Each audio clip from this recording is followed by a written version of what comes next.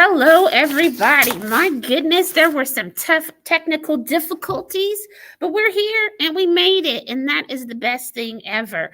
So let me just make sure that we've got everything in here popped in here correctly. Yes, that's what I want. We want to show my display name, and we want to show some headlines. Okay, well, we don't have any headlines. That's okay. We want to show our little banners. That's for sure. All right. Hello, everybody. Thank you so much for waiting on me while I got through these technical difficulties. Welcome to the Lovely's Virtual Book Club. Hi, my name is Lovely. I am your host. Hold on 1 second while I'm still gathering myself together, y'all. I had to kind of play around and get these get through my technical difficulties. So I do apologize. Let me share out the live stream a little bit as well. The one thing, the good thing about this is that it will definitely keep me on task, because now I don't have a whole bunch of time to be messing around. Let me get rid of that.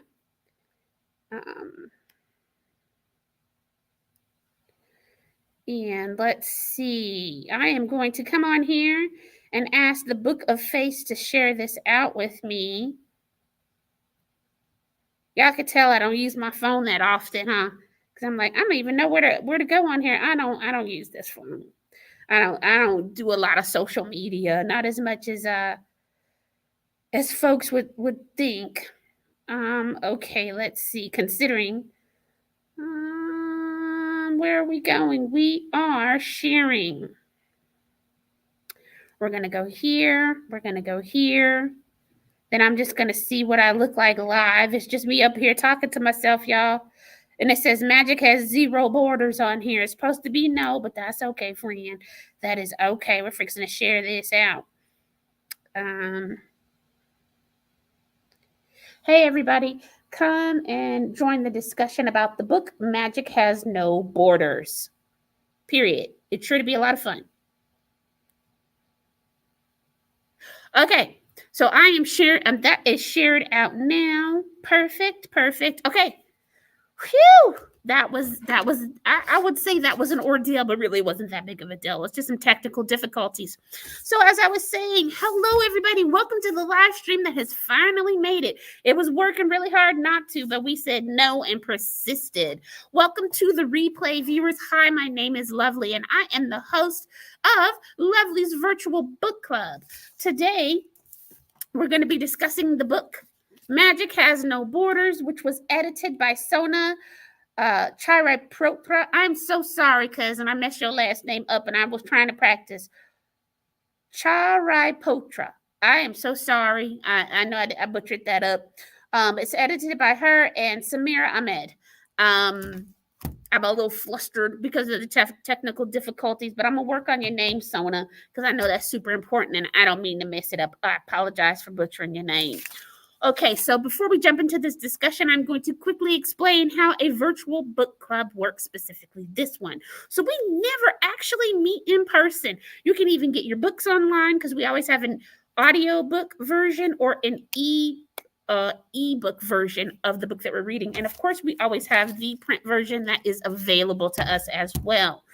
We hold our discussions before the actual live stream on the Facebook page, which is one of the places that this is streaming to. So you're either watching this on Lovely from the Library Facebook page, the Lamb Library Facebook page, or the Lamb Library YouTube page. And you can't see my hand. There we go. So those are the 3 places that you could be watching this on. The way the virtual book clubs work is I announce the books every month. I do weekly check-ins. We talk about where we are in the book. We talk about the characters. I give some feedback on the authors and maybe some interviews they have conducted. And then we all meet here on the live stream date so we can all share our opinions about the book. So this book today is, hang on, y'all. Today, the book that we will be discussing is Magic Has No Borders, which was edited by Samira Ahmed and Sona Charaipotra. I think I got your name right. I'm so sorry, Sona. I'm going to keep working on that, girl. Miss Ma'am. All right. But before we get into this wonderful, wonderful collections of stories, it's 14 short stories, and I wish they was longer. That's my only complaint, is that these stories was too short, and y'all got me hooked, and I wanted to know more, and I couldn't know more because the story was over. Anywho, let's give you some announcements real quick. Y'all see my beautiful tiger? I made that tiger. I mean, I didn't make him. He ain't my baby or nothing, but I made that tiger. All right, so we're gonna do a few announcements. I only have 3. So the first one that we're going to be talking about is one of our programs that we're going to be having here at LAM later in the month on the 29th at 6:30. There's going to be an adult craft, and it is Shashiko coasters. So y'all need to register for that event. You can call us up or just come in and we'll help you register. And then on the 29th at 6:30, you can make Shashiko coasters with Cynthia. It is always fun to do an adult craft program with her. She is so enthusiastic. And if you haven't had a chance to meet our new assistant manager, well, what are you waiting for? Come on down here and meet Cynthia. You will love her just as much as the rest of us do. Let's see. Ooh, y'all. Summer reading. Summer reading is about to happen. I am so excited, y'all. The summer reading kickoff is going to be on the 31st of May from 3 to 6 at Rawlings. We're going to have the Slidell Circus with all those people flipping and doing all kind of tricks. There's going to be prizes and giveaways and all kind of fun things to kick off summer reading, which goes from June the 1st through July the 31st. There's going to be a lot of prizes, a lot of free books, and a whole bunch of fun and interaction. So please come to the summer kickoff, which is going to be at Rawlings Library on Aubrey Endo from 3 to 6 on May the 31st. And last but certainly not least, another event that I'd like to draw y'all's attention to is the free self-care / wellness workshop at Rawlings Library. It's going to be on June the 1st from 10 to 4. There's going to be a lot of local practitioners there offering Reiki, doing tarot card readings, doing limpias, curanderos are going to be there. Energy healing, all kind of fun things. In fact, I'm sure a few of y'all have seen me there a few times as well. I won't be there this time. I have to work. But if you don't have to work, go on down there. Tell them Lovely sent you. Go down there and check out what your local wellness practitioners are offering to the community for free. For free. All right. Let's see. I think I got all 3. Yes. All right. So let's pop back in here now.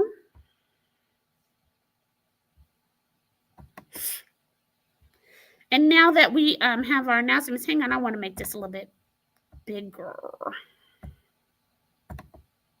There we go. So now that we have done our announcements, let's talk a little bit about the editors. Hang on, y'all. I'm trying to make it so that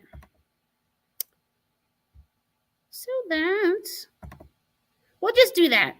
And then we'll get rid of this. All right. So usually we'll have we'll talk about the author of the book. But in this case, these are the editors of the books. They both happen to be authors, but they edited this collection of short stories. So let's talk about Samira first. So Samira Ahmed is the New York Times bestselling author of Love, Hate, and Other Filters, Internment, Hallow Fires, the Amira and Hazma duology, and the Miss Marvel Beyond the Limit comic series. I really like that comic book. And she did a good job with that comic book series. She was born in Bombay, India, and grew up in Batavia, Illinois, in a house that smelled like fried onions, garlic, and potpourri. Find her online at samiraahmed.com or on Twitter and Instagram at Sam_A_AHM. And one thing I want to point out about her letters from the editor is, they give a brief period or a brief synopsis of why they put this collection together and what it means to them. And one of the things that Samira talks about is how history played a role on her families and the stories that they tell about each other and their community. And she goes through a lot of that in the beginning, and she talks about this one section, and I want to read it real briefly. It's why am I referencing so much personal, sectarian, and state violence and colonialism as I speak to what inspired this anthology of diverse voices from across the subcontinent? Simply put, those divisive forces unfortunately shaped and shifted much of the post-1947 diaspora experience, but they do not define who we are. Those hostile dynamics do not speak to the subcontinent's brilliant and beautiful diversity, often erased by colonial rulers and political parties that seek to foment division and rancor where none need exist. I'm going to keep going because it's really beautiful. Like my nani, I was born in India to a Muslim family that has been there for countless generations, and I won't let anyone take that away from me, nor will I let any exclusionary power decide how Desi is defined, a term rooted in the word for country and nation. I believe that the word should be inclusive, regardless of religion or tribe, ethnicity or class or caste, or gender. As individuals whose ancestors share a common geography, if not always language or tradition, we get to define ourselves. That is the spirit behind this anthology. And honey, let me tell y'all, this anthology, that one of its biggest strengths is the diversity that they have and the inclusion, not just the diversity of authors, but the diversity of stories, the diversity of how some of it is retelling of history or folk tales or just thinking about new things. This is such a good book, y'all. And I recommend to the audiobook as well as the print book. The print book has the best artwork, not just the cover, y'all. Each chapter has a picture, or each story has a picture. That's the other thing. Hang on, let me put my big head in here so y'all can see. That's the other thing that I really liked about this book. Hang on, the green screen is working against me. So the cover of the book is amazing. And then the pictures are also one of my favorite. Oh, y'all, this is, hang on, let me see if I can make it work. Here it goes. So not only did Samira and Sona get some amazing writers and talented, amazing writers to put this anthology together, they was like, you know what, guess what we finna do too? We finna get some amazing artists. So the cover is done by somebody different than all the artwork. I think they had about 4 or 5 different artists working on this project. So they was lifting everybody up. So 14 authors and about 5 illustrators and whatnot. Such a really, really strong force is the diversity of the book. I absolutely enjoyed it. Now, oh, I'm sorry. I did not mean to forget you, Sona. It's bad enough I keep butchering your name. Now I'm acting like you didn't also write a letter to the editor, too. Hold on a second. So let's go back and read about Miss Sona. She is the author of Symptoms of Heartbreak and How Maya Got Fierce, and co-author of The Rumor Game and Tiny Pretty Things, now a Netflix series. There's an author, I cannot, Danielle Clayton. I feel like Danielle Clayton is the co-author with her. I could be mistaken. I'll have to double check myself, but I'm pretty sure I remember reading that because I love her books too. A journalist, Sona has held editorial roles at People, ABC News, Barnes & Nobles, and Parents.com. She lives in New York City with her writer husband and 2 kids. Find her online talking about books, Bollywood, food, and chai. I know that's right. I like Bollywood and chai too.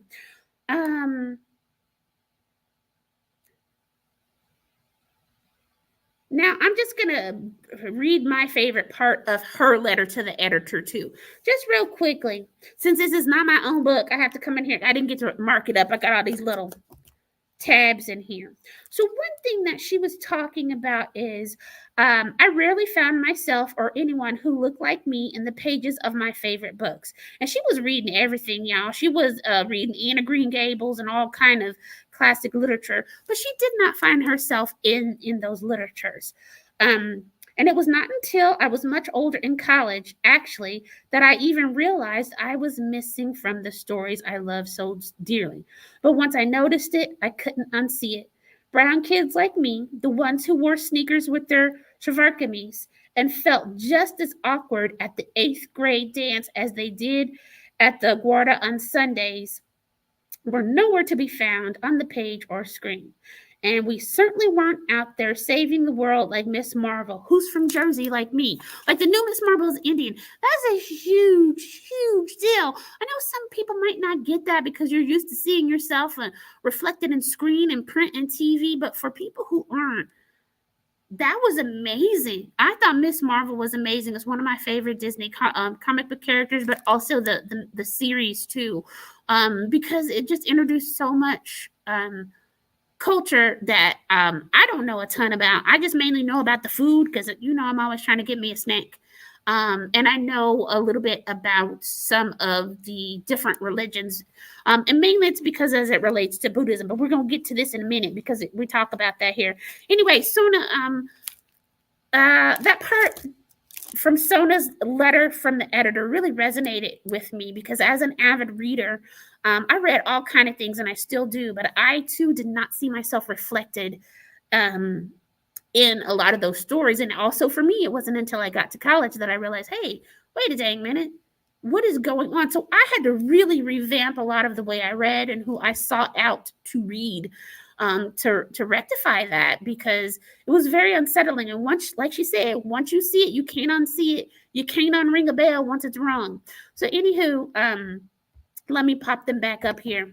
So those are just letters from the editors. Thank y'all so much for putting this together because it was such a wonderful idea. And they did such a really, really good job at collecting these stories that are meant for young audiences. It's a YA book, but they did a diverse collection of authors with a diverse stories as well. So let's see. So this book was released in 2023, so it's fairly new still, and it won the New York Public Library Best Book for Teens. And let's see. So that's supposed to say New York Public Library Best Book for Teens in 2023. So some of the themes and tropes that are discussed throughout this book are colonialism, oppression, the diaspora. Sometimes people say diaspora. You can say it either way. Resistance, retelling, and reimagining. And y'all know what? Let me go back because I forgot to read the synopsis to you about this wonderful book. I think I forgot because I was having all those technical difficulties and I was a little flustered. But let's get back to the point at hand. All right. So, a pair of star-crossed lovers search for a way back to one another against all odds. A girl fights for her life against a malignant, generations-old evil. A peris seeks to reclaim her lost powers, and a warrior rebels against her foretold destiny. From chudails and peris to jinn and goddesses, this lush collection of South Asian folklore, legends, and epics reimagines stories of old for a modern audience. This fantasy and science fiction teen anthology, edited by Samira Ahmed and Sona Charaipotra, I'm sorry, Sona, I'm going to work on that, contains a wide range of stories from 14 best-selling, award-winning, and emerging writers from the South Asian diaspora that will surprise, delight, and move you.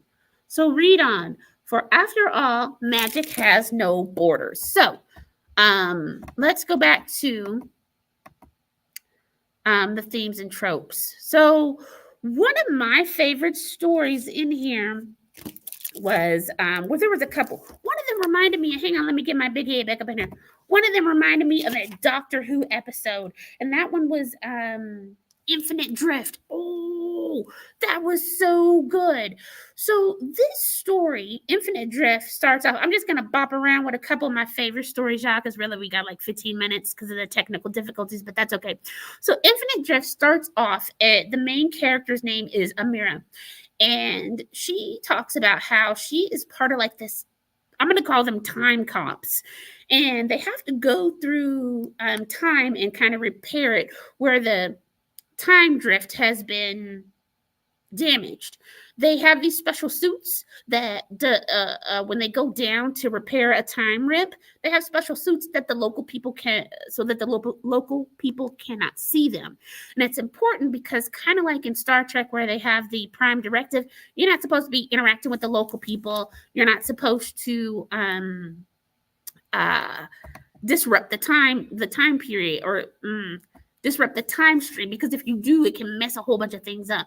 So she's been doing this. She's kind of lost track of time, but she's been slipping in and out of different variations of time for, let's just say, a millennia. So she gets to this one specific time, this one specific place, and she's like, I'll know what to do when I recognize it, because her job as a time cop, they don't give you a whole bunch of information about what you're there to fix, because that could disrupt the timeline again. But she starts recognizing things. She's like, wait a minute, this place seems a little familiar, and it smells a little familiar. Like, she remembers goats and things, and she was like, wait a minute. She starts to realize, hang on a minute, this is not too far from where I'm originally from, several millennia ago. And hang on, I'm trying to find it. Yeah, 73. And she recognized certain smells and things like that. And she's like, things are looking really familiar. I don't understand why this is happening. So anyway, she, sets about, hang on a second, y'all. She sets about trying to figure out what her task is and just get the job done like she's supposed to. And she starts realizing that she is at this a fort, and there's a war about to happen. And so she's like, I don't know what I'm supposed to do. Maybe I can help. Maybe I can even the odds. I'm not quite sure. She has to be careful, because if she does too much, then she's gonna mess up the timeline. And so she doesn't want to do that. So she's trying to figure this out when one of the soldiers there sees her. And he's not supposed to be able to see her because she got on her special super suit that nobody's supposed to be able to see. But for some reason, this guy can. And so she starts talking to him, trying to pretend that she is not really a space traveling superhero. She says that, hang on a second, there we go. She says that she is like, just a local villager. She got lost. She got out of a bad situation. She's trying to get away. She can tell that she is talking to this man and he don't really believe her. And he eventually tells her, hey girl, I don't believe you. You need to get on up out of here. He is working. He's like the light worker, the lamplighter. That's it. That's the title. He's a lamplighter. They're communicating back from different watchtowers with lamplights, and so they're doing SOS, and she can read SOS and all this stuff. And so she starts reading the message that one tower is communicating to the one where she's at, and they're like, hey, we finna get invaded. Can you please send troops? And come to find out, they're like, bro, we can't send you no troops. Sorry, you on your own. And so Sona realizes, maybe I'm here to just witness this mass death. I said Sona. I'm sorry. I know your name now, huh, Sona? Amira says that. So anywho, long story short, the odds are against them. The commander dies in this fort. The guy who is very young, never even killed anybody, who is reading all the Morse code messages, he finally ends up dying too. And in the end, all of Amira's angst about not being respected at her time traveler job, and when is she going to rise up in the ranks, starts to click into place as she remembers. Because remember, for Amira, it's been like a millennia since she's got inducted into the time cop job. So she's kind of forgotten a lot of things. And as this guy is dying and she's reading his last messages and relaying things back and forth, she sees a picture that he's been holding on to. And it's a picture of her sitting with her brother. And as he's dying, he goes, I knew you would come for me, sister. And this big horizon event happens, and it's like a shooting star landing on Earth, basically. And it is because they're inducting her brother to be a time cop too. So they get to be together in the end. And at the end of the book, because I'm like, something about this, because I'm not telling y'all the whole story and whatnot, but the people who are fighting in the army are Sikhs. And I know a lot of Americans, you hear the word pronounced Sikh, but they pronounce it Sikh. It's spelled S-H-I-K, Sikh. I think I spelled it right. I probably didn't spell it right, but I'm saying it right. Anywho, at the end of the book, you realize, she says, Infinite Drift is a sci-fi historical reimagining of the Battle of Sarangari, September 12th, 1897. This battle took place during British colonial rule of India when they began to expand their empire north toward Afghanistan in order to block Russian advancement into India during the conflict known as the Great Game. So there were two forts, basically. So I really like that, how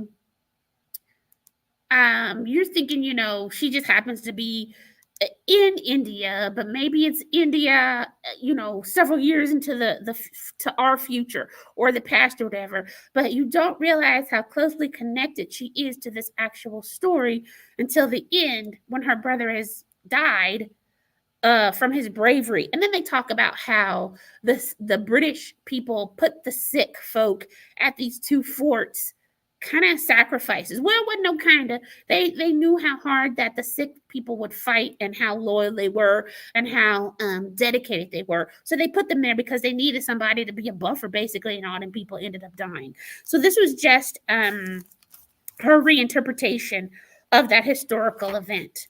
Another one of my favorite stories in this anthology is the very first one, and it's by Tracy Baptiste. Tracy Baptiste is from the Caribbean. She wrote the Jumbies series. A lot of people, at least I should say in America, I should quit saying a lot of people, maybe might not have the experience of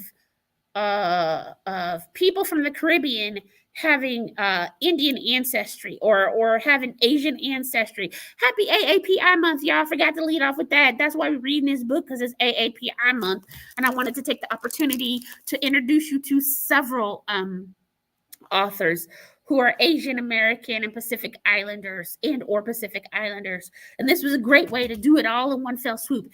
Anywho, one of the things that a lot of Caribbean people tend to have mixed heritage. At least a lot of the Black people in Caribbean do. Similar to how a lot of Black Americans have a lot of white ancestry in their DNA. It's the same thing, except for the people in their DNA are usually Asian. If there's mixture in there, there's white people in there too, but it's a larger percentage of Asian in the Caribbean. So, anywho, I had no idea that Tracy Baptiste had Indian or Asian in her family. I'm trying to make sure that I don't get it mixed up with Native Americans. I know people still be calling them Indian. Anywho, but I have read the Jumbies, and I really love that storyline. So it was nice to see her name here. Anyway, her story is about reimagining a love triangle and a cycle between gods and goddesses. And the way that she twists it on its head and reimagines it is a wonderful, what is it? A reimagining, I guess. That's the word. That would be the word. And how she solves the problem of these people who are locked into a love, life, and death battle over and over and over and over. Time immemorial. Behula and Kala, and what is that young man's name? Young goddess's name? I don't know, or God's name. I'm looking for it, y'all. I'm looking. Let me find it. Mansa. Behula, Mansa, and Kala. So since time immemorial, Mansa has been killing, Kala has been killing Mansa, making Behula watch over and over and over again. And they kind of tired of it. So in the author's note, and not all the stories have author's notes at the end of the book, she says, there are a few versions of the story of ill-fated lovers, Behula and Lakender, of ill-fated lovers Behula and Lakender. Sorry, y'all. In one, Behula is selected to wed Lakender, not knowing he will be killed by the snake goddess Manasa. After his death, Behula travels to the heavens and begs for his life. I wanted to upend the woman's role of duped, suffering wife and perpetual villain. And so that's why she wrote the story the way that she did. And she says here she wanted it to, you know what, let me skip that part because who knows who's watching. Y'all just read this book if you want to know what Tracy Baptiste has said.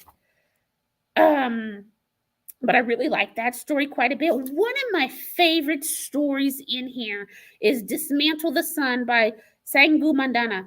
And she is the author of the book, The Very Irregular Tales of the Secret Society of Irregular Witches. Wonderful book. We read that last year for this book club. But one of the stories that she has is a reimagining of a warrior, one of Lord Vishnu's kids. And I recognize Lord Vishnu's name. Let me put this book down, y'all, because we only got a little bit of time left. I recognize Lord Vishnu's name from the Bhagavad Gita. Back in the day, PBS used to have all these different plays that they would air. And when they weren't doing the ring cycle or the rings of the Nibelung, they were always showing the Bhagavad Gita. And I watched the Bhagavad Gita on PBS when I was a little kid because I was like, hang on a second.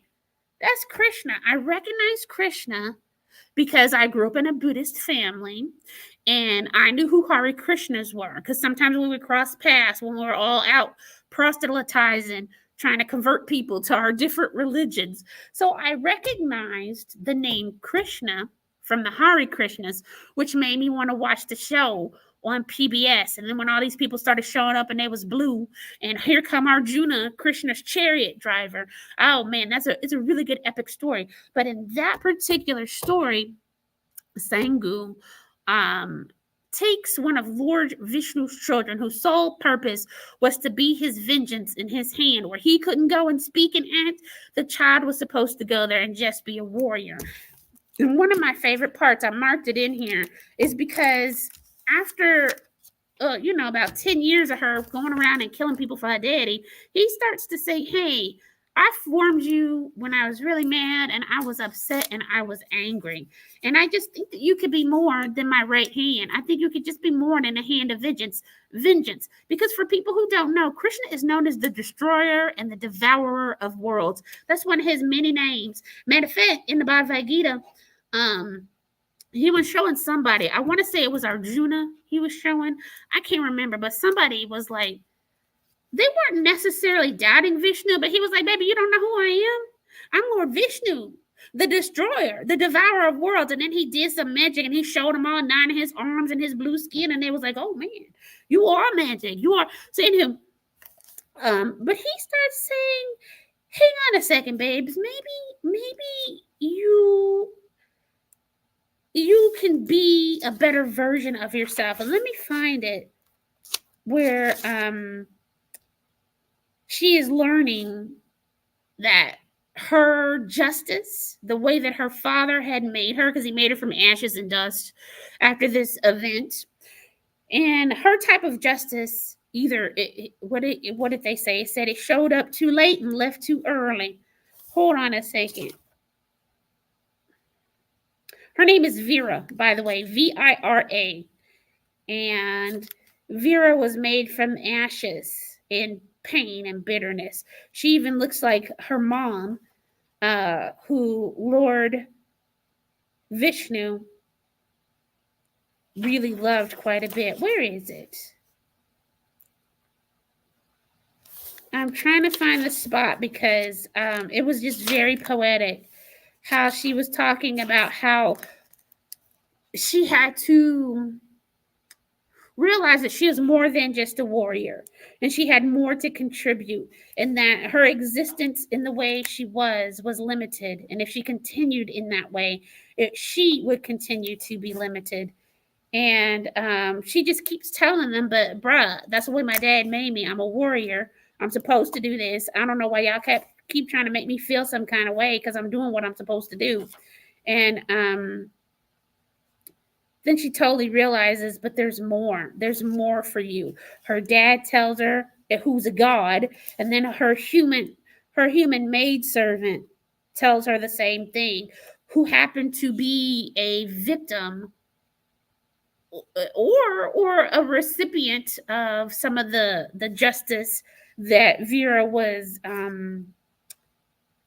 dishing out. Hold on one second.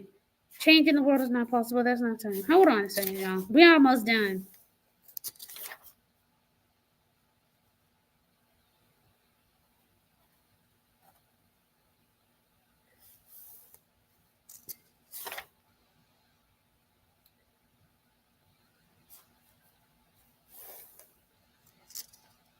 I cannot find it. But the gist of it is that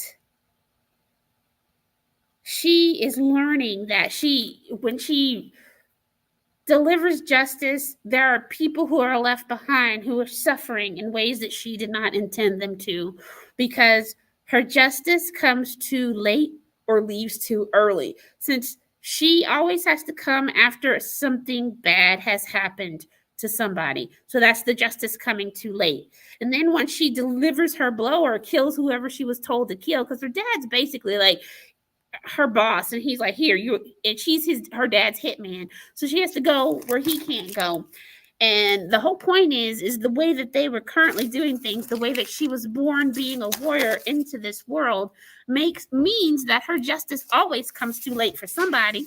It always comes too late for somebody because something bad happened. Usually somebody died or was hurt in some sort of way. And so justice for them is too late. And then when she comes and does her hit and kills the people she needs to kill, she leaves. There's still a mess to clean up. There's still problems. And so, but she just leaves after she kills people. So that's what the phrase meant, that her type of justice comes too late and leaves too early. And so in that story, Vishnu and her ladies, Vishnu and her lady's maid Manasa helped her to understand that her existence was limited and they both wanted more for her. And so at the end of the story, once she starts changing her patterns and realizing that she is responsible for all of her actions or inactions, she didn't have to just remain just a warrior. It opened up her world to changing things and becoming a better version of herself, which I absolutely adored and loved. And I think that's a good place to end the in this story or in this live stream. Thank y'all so much for joining me for Magic Has No Borders. Please check this book out. I highly recommend the audio version, but I also recommend that you come and get the print version from one of our branches. It has wonderful artwork in it. And just a whole host of authors. You might want to jot some stuff down. You might even need to take some notes. Wonderful story, good time, introducing us to people, culture, and places, and retellings and reimagining of things. I enjoyed it so much. I hope that you too do too. Oh, I almost forgot, y'all. So we talked about that. We did our discussion questions. So thank you so much for joining me today for the live stream. The book next month that we will be reading is The People's Village by Sim Kern. It's going to be on June 20th at 4:00. And actually, that is going to be pre-recorded because Juneteenth is the day before, and I'm not going to be here because speaking of diaspora, Juneteenth is a huge celebration in the Black American community. It is the day that the last enslaved people in Galveston, Texas, was they got told, guess what? Civil War is over, and so is slavery. And so I'm going to be celebrating with my friends and family all week. Yes, but I will pre-record that video and we won't even have to worry about technical difficulties because it'll already be recorded and we can discuss The People's Village by Sim Kern. That book is available in print, ebook, and audio book. We can actually have the discussion even before that pre-recorded live stream goes up. All you have to do is start posting on the Lovely from the Library Facebook page after I announce next month's book. We're going to open it for discussion. You'll see all the check-ins and all the posts there. We'd love to have you join the discussion. Again, thank you for joining the live stream. Thank you, replay viewers, for coming and giving us a bit of your time. And if you think that there is somebody who would enjoy a virtual book club, please share this page and let them know we are doing it over here and we'd love them to come and be a part of the funness over here. All right. Have a good day, y'all. Bye.